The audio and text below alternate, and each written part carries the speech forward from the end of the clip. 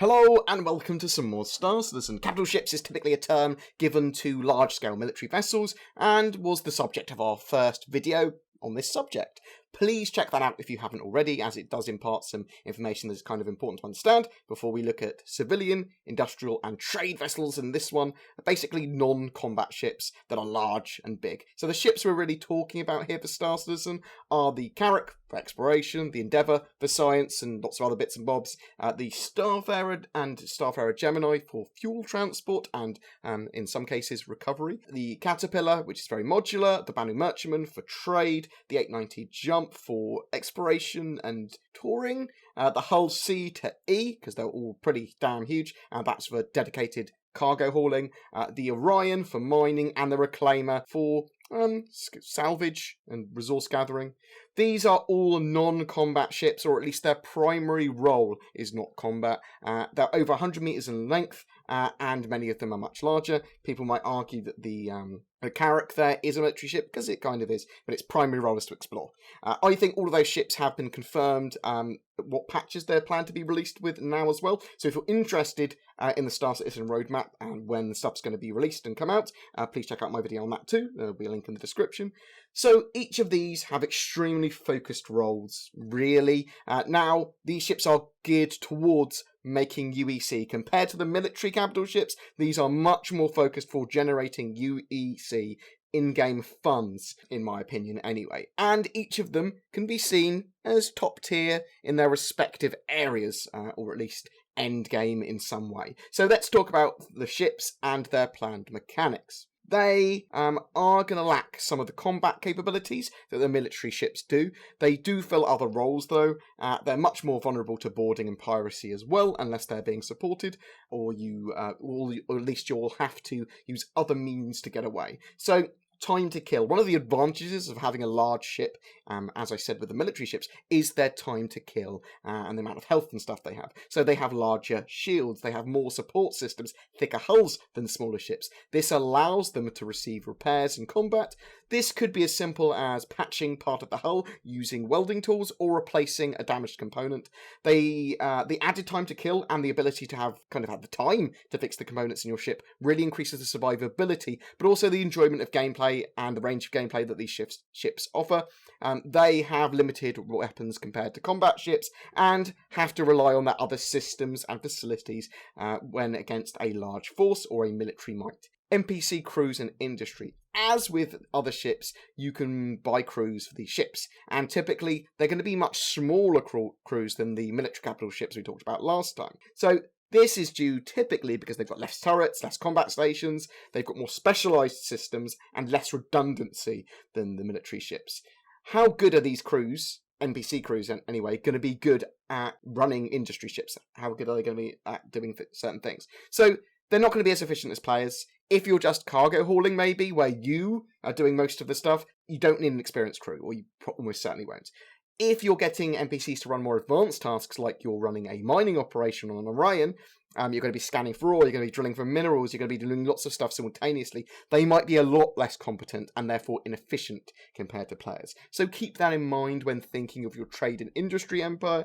There's a few gameplay mechanics that we know in rough, but we don't know exactly how they're going to play out or balance at all. So, mission generation. I expect with every career and every one of these ships there will be specialised missions for science and exploration. Maybe that might be gather quests, bring back data on a certain animal or planet, take these VIPs around this area, that sort of stuff. These large, high-tier ships are likely to have access to some great missions, which makes use of all their facilities. And they are going to have a vast range of facilities compared to smaller ships.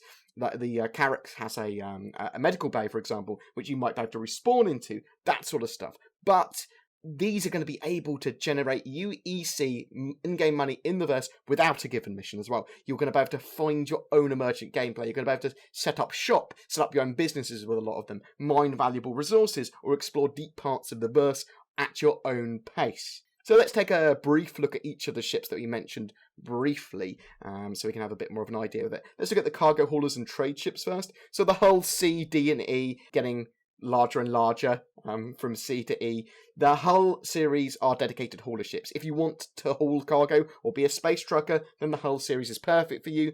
The hull C, D, and E are progressively more and more massive, while the C might suit you better for smuggling, according to the law, being able to shield certain sections of your hull. I suspect the D and E might be kind of good for that as well, but the D and E are just much, much larger. If you want to make money from buying, selling cargo, hauling stuff, missions where you are hauling, dropping off supplies, that sort of stuff, or if you want a ship to run your own trade routes, if you want a ship that's going to be a massive supply ship for a fleet that you're in or your org, then there's no better ship than this. The Banu Merchantman. So the Merchantman is more of a trade vessel than a dedicated cargo hauler. It's a travelling bazaar capable of landing or docking with various stations and planets, and then inviting locals to view its cargo holds and see what they have to offer. The ship design is perfected by generations of Banu development, intended to offer a combination of high speed and durability. While the Banu is less configurable than a Caterpillar or a Starfarer, there's still lots of room for the ship to take it in various directions, from black market trade to a deadly Q ship. Now, a Q ship is more sort of like bait to pirates. It's a combat ship, basically, that you go, look, it's a trade ship, it's a trade ship. No, it's not, it's got lots of guns, boom. In terms of gameplay, the Banu was inspired by games like Ultima Online, where the player can set up their own stalls to sell goods and have them crafted or collected. So it's going to have a bit more of a trade and personal kind of vibe to it, the Banu Merchantman, a bit more in-depth than just cargo hauling. Although you will be able to do cargo hauling as well. It's going to have a large cargo space.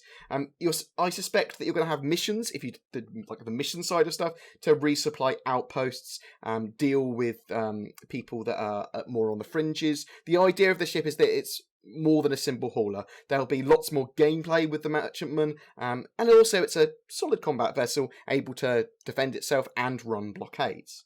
The Starfarer and the Gemini. So these are multifunctional, well, the Starfarer is anyway. So the Starfarer differs from bulk traditional freighters in one key way. It's a dedicated fuel platform.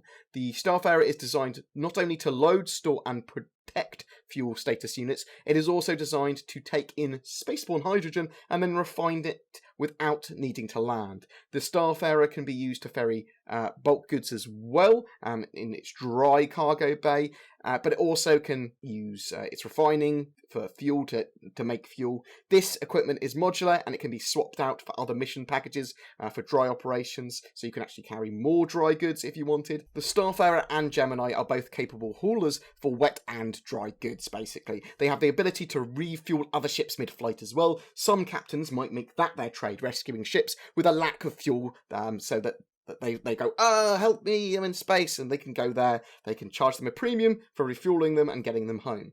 While the Gemini is actually more of a military-themed, heavily armoured ship than the standard Starfarer. The standard Starfarer, though, can gather fuel in space, effectively making it a mining or resource gathering ship as well. Expect missions where you rescue ships and where you're moving fuel and cargo, as well as resource gathering with the Starfarer. Also, the Starfarer is a great ship to have in a fleet or as part of with a capital ship, allowing a convoy to extend its range and operating time in the verse, as well as managing fuel costs. So with resource gathering ships in mind, let's also talk about another couple of them. The Orion, which is a big strip miner, basically, and the Reclaimer, which is another resource gatherer, nomming up ships. It's a salvager. So the Orion, Robert Space Industries' goal has always been to make the stars available to individual citizens. Now the RSI Orion mining platform lets you, or individuals, take over the process formerly controlled by mega corporations.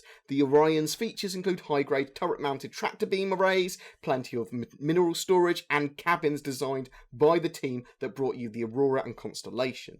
The Orion is a huge strip mining vessel. The mining mechanics in the game are planned to be in depth. You're going to be able to scan asteroids. You will need to prepare your mining equipment. You will need to drill into asteroids to mine the ore and manage all the systems on the ship to do that safely and efficiently. I see the Orion as kind of a big strip miner, able to nom up asteroids pretty damn fast. Expect missions to fill quotas of certain amounts of ore in a given location that maybe that a mission would give you. Go to this area, get some ore. But obviously there might be dangerous pirates there or whatever. It might be some sort of rare ore for a mission that's a mission-based ore. And you might have time limits, you might have restrictions on that. But also, going outside of missions, you're going to be able to find your own fields to mine, and then mine them until the resources are dry and then move on. The idea with that Orion is that you can make a lot of money if you find valuable resource fields. And you might not be able to find them in the Orion. You might need to go out on a prospect. You might need to get an exploration ship. Someone else might find it. You might have to pay for that information. But there's going to be a lot of gameplay for people that want to do mining. And it's going to be very in-depth, the actual mining process. The Reclaimer. So the Aegis Reclaimer is an industrial salvage ship equipped with a reinforced cargo bay and long-range jump drive and launch pods for unmanned drones. So this is going to be a drone ship probably still as well. The Reclaimer is an ideal ship for taking advantage of deep space wrecks. It has tractor beams, floodlights, scanner options and docking ports, as well as tools capable.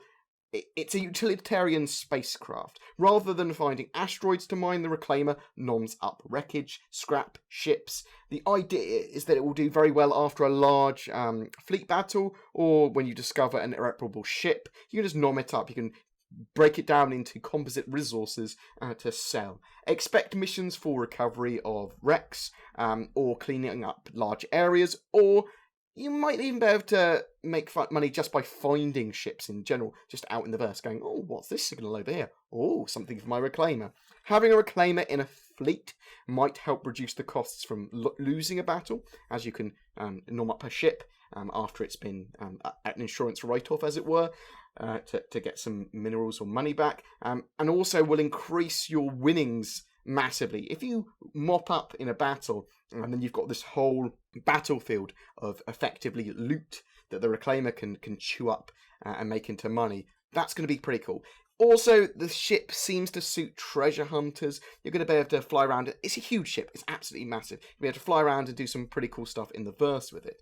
So let's talk a bit about exploration ships now as well, for people that are into treasure hunting, but more discovery and exploration. So here, really, we're talking about the Carrack, and maybe a little bit of the 890 jump, sort of, although the 890 is very unique, even in itself. So the Carrack, the Anvil Carrack, features a reinforced fuel tank for long duration flight, an advanced jump drive, and dedicated computer cores for jump operation charting. So originally a military exclusive, the Carrack is now available for civilian use. Onboard accommodations include crew medical and repair facilities and a mapping orientated sensor suite. The Carrack is kind of the top tier explorer. It's able to handle itself in combat as well. It is originally a military design. It comes with a rover and an exploration snubcraft. It has loads of facilities on board to help you chart nav points, those jump points, to help you explore the universe. If you want to explore, this is kind of the top tier choice. It might take a reasonable amount of crew to do it, although I suspect with all of these ships, people will attempt to do it just by themselves and with an Mpc crew. And I think that's going to be much more doable when compared to those military ships. Also, the 890 jump. So this is much more of a touring ship. With an elegant, sleek exterior that belies on its spacious interior, the 890 jump is a true engineering marvel, crafted to impress from every single angle, combining its unique, innovative design with the finest materials and most advanced technology. I can't speak. The result is a vessel that is in a class of all of its own, a masterpiece worthy of the Origin name. The 890 is a bit unique. It's a luxury touring ship. I suspect that it will be extremely capable as an explorer, and kind of as a smaller capital ship in combat too. It's going to be travel and tourism based missions and mechanics, I suspect. The Genesis Starliner had those able to pick up VIPs and take them to locations, passengers. I suspect there will be similar missions for the 890 jump in the verse, allowing you to give VIPs and people a tour around the verse, especially in more dangerous areas and a more dangerous, that kind of boy racer style. Making money with the 890 jump might be a bit harder than the rest of the civilian and industry ships that we've talked about here too. The 890 does come with that 85X shuttle as well, for getting places that the 890 can't get to, can't fit or land in. It's a bit of a party boat, but great as a headquarters for small orgs, I suppose, as well. Let's talk about the It's kind of modular multi-role vessels, basically the Endeavour, which is science and multi-role, as well as the Caterpillar, which is extremely modular, and you can kind of gear it to whatever you want. The Endeavour is the king of science, whereas the other ships we've talked about so far are relatively focused in exactly what they do. The Endeavour is much more modular. So MMC is proud to present the Endeavour-class research vessel, a fully modular space platform designed to be adapted for a variety of scientific and medical tasks. Initially developed for as a floating laboratory, the MMC Endeavour can be outfitted for everything from spatial telescopy, so looking into the stars and finding cool points of interest, or to be used as a mobile hospital. The Endeavour's main role is science, but as it's modular, it's able to be geared for farming, drug manufacture, research, exploration, points of interest scanning, a hospital, and basically a respawn point for pilots. It's basically what the mobile hospital hope will do. Its modules determine its role. So you can set it up as a hospital, players can respawn there, they pay you for the privilege. You can farm and grow specialist crops and sell them. As a research station, you might be able to add value to information gathered via science and exploration. As a telescope array, you might be able to discover points of interest and explore them, or sell data about them. The front of the ship detaches as well for exploration. You can literally detach the front module, allowing it to land on planets. And the rear of the ship is stationary, but can operate its facilities separately, even when it's detached from the front. So you can leave it there as effectively a floating lab, while you go off and do other things. Expect a huge variety of potential missions and money-making practices based on your setup here. It crosses a threshold with science and exploration, really, with this ship, as well as information gathering in general, because of the stuff it can do with its telescope arrays. Now, we don't know all of the mechanics exactly how they work yet, because it's Star Citizen. We don't know how any of the mechanics are actually going to really be pegged out. We only know the spirit of them. But the Endeavour is going to be, in certain ways, able to generate quite a lot of UEC. Other ways might be more exploration-y or cool or high risk reward. So we'll have to wait and see, really, for the Endeavour, especially the Endeavour, because it's quite an interesting one. The Caterpillar. So the Caterpillar, not as sciencey as the Endeavour, but it is very modular. And this is where it differs from the rest of them as well. It's modular. It can be kind of geared towards whatever you need. The Caterpillar has evolved since its original concept. It's become a lot larger. It's over 100 meters long now. Kind of initial role is cargo. Its kind of base role is cargo transport. But you're about to do a lot of other stuff with it. It can carry a load of dragonflies, for example.